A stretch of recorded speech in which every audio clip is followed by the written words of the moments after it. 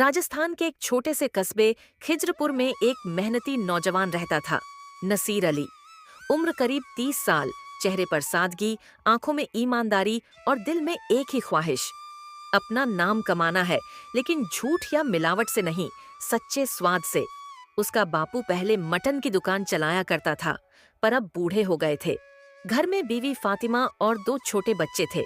नसीर हर सुबह 4 बजे उठता, साइकिल से शहर की मंडी जाता, ताज़ा मटन खरीद कर लाता, फिर अपनी पुरानी लाल ठेली पर मटन बिरयानी बनाता।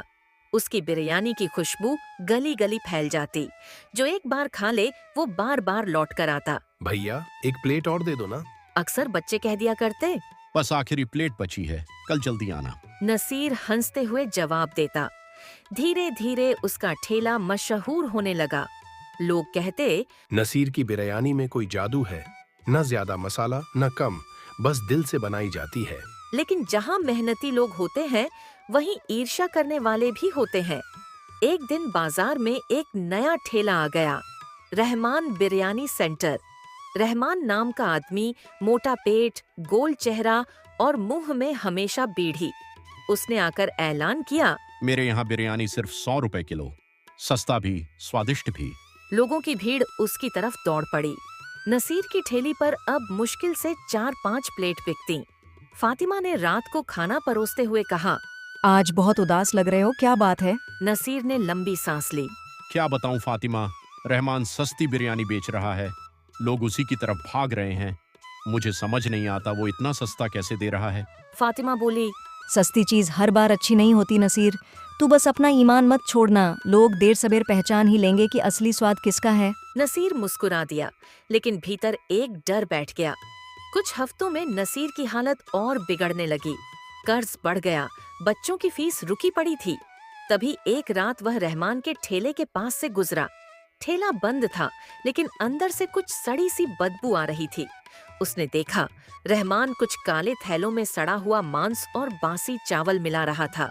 नसीर का कलेजा कांप उठा। या खुदा, ये तो सीधा झर बेच रहा है लोगों को। वह घर पहुंचा तो नींद नहीं आई। फातिमा बोली, क्या हुआ? कुछ नहीं, उसने कहा। बस लोगों के पेट का ख्याल आता है।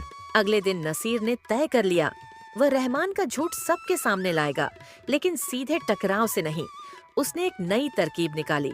अब वह अपनी बिरयानी में एक खास नुस्खा मिलाने लगा, देसी घी, असली केसर और अपने बापू की सीक्रेट चटनी। उसने अपनी ठेली का नाम रखा, नसीर का भरोसेमंद स्वाद, शुद्ध मटन बिरयानी। ठेले पर उसने एक छोटा सा बोर्ड लगाया, यहाँ कोई मिलावट नहीं, सिर्फ सच्चा स्वाद। शुरू में लोग हंसे, अरे भाई, इतना महंगा कौन खाएगा? लेकिन एक बुजुर्ग हाजी साहब ने उसकी बिरयानी चखी और बोले, बेटा, तेरे हाथ में बरकत है, तू हार मत मानना। हाजी साहब ने अपनी सोशल मीडिया पर नसीर का वीडियो डाल दिया। यह है असली स्वाद वाला ठेला, बिना मिलावट के। वीडियो वायरल हो गया। अब शहर से भी लोग आने लगे। रहमान का गुस्सा बढ़ने लगा। एक दिन रहमान ने अपने 2 आदमियों को भेजा। उन्होंने नसीर की ठेली से बिरयानी खाई और बोले, वाह भाई, स्वाद तो अच्छा है, पर साफ सफाई कुछ ठीक नहीं। नसीर ने विनम्रता से कहा, साहब, मैं पूरा ध्यान रखता हूँ, लेकिन अगर आपको कोई कमी लगे तो बता दीजिए। 2 दिन बाद फूड इंस्पेक्टर उसकी ठेली पर आ गया। सुना है तू मिलावट करता है? नसीर के पैरों तले जमीन खिसक गई। नहीं साहब, मैं कभी मिलावट नहीं करता। इंस्पेक्टर ने बिरयानी का सैंपल लिया और चला गया। रात को नसीर को रहमान के आदमी ने आकर कहा, अगर फाइन से बचना है तो 5,000 दे दे, वरना तेरे खिलाफ रिपोर्ट पक्की हो जाएगी। फातिमा बोली, दे दो जी, वरना ठेला बंद हो जाएगा। नसीर ने सिर हिलाया। नहीं, मैं रिश्वत नहीं दूंगा, जो सच है वही सामने आएगा। 3 दिन बाद रिपोर्ट आई। सैंपल पूरी तरह शुद्ध, कोई मिलावट नहीं। इंस्पेक्टर खुद ठेले पर आया और बोला, नसीर, आज के बाद कोई तेरे नाम को झूठा नहीं कहेगा, तू सच्चा है। पूरा बाजार तालियां बजाने लगा। रहमान वहीं खड़ा था, पसीने में डूबा हुआ। इंस्पेक्टर ने कहा, अब रहमान का सैंपल भी जांचा जाएगा। 2 दिन बाद खबर आई, रहमान की बिरयानी में सड़ा हुआ मांस, सोया की मिलावट और रंगीन पाउडर मिला हुआ पाया गया। पुलिस ने उसे गिरफ्तार कर लिया। अब नसीर का ठेला पहले से 3 गुना चलने लगा। लोग दूर दूर से आने लगे। वो शुद्ध वाला ठेला कहाँ है? एक दिन शहर के एक पत्रकार ने उसका इंटरव्यू लिया। नसीर भाई, आपने मुश्किल वक्त में हार क्यों नहीं मानी? नसीर बोला। क्योंकि मुझे अपने बापू की एक बात याद थी, बेटा, खाना सिर्फ पेट नहीं भरता, नेकी भी देता है। धीरे धीरे नसीर ने कुछ पैसे बचाए और एक छोटा सा होटल खोला, नसीर बिरयानी हाउस, जहां दीवार पर लिखा था, यहाँ हर दाना ईमान से पका है। उसके होटल में पहले दिन सबसे पहला ग्राहक वही हाजी साहब बने, जिन्होंने उसे हौसला दिया था। माशाल्लाह बेटे, आज तूने नाम रोशन कर दिया। हाजी साहब बोले, अब इस शहर को पता चल गया कि सच्चे स्वाद की कीमत पैसों से नहीं, नीयत से तय होती है। अब गांव के और भी नौजवान नसीर से प्रेरणा लेकर ठेले लगाने लगे। कोई छोले वाला, कोई परांठे वाला, कोई चिकन फ्राई वाला। सबने अपनी ठेली पर लिखा, ईमान से कमाई, मिलावट से दूरी।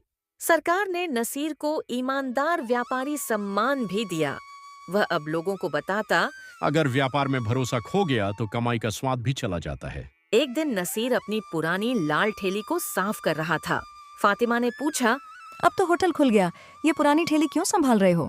नसीर मुस्कुराकर बोला, यही ठेला मेरा असली स्कूल है फातिमा। इसने सिखाया कि ईमान कभी सस्ता नहीं बिकता।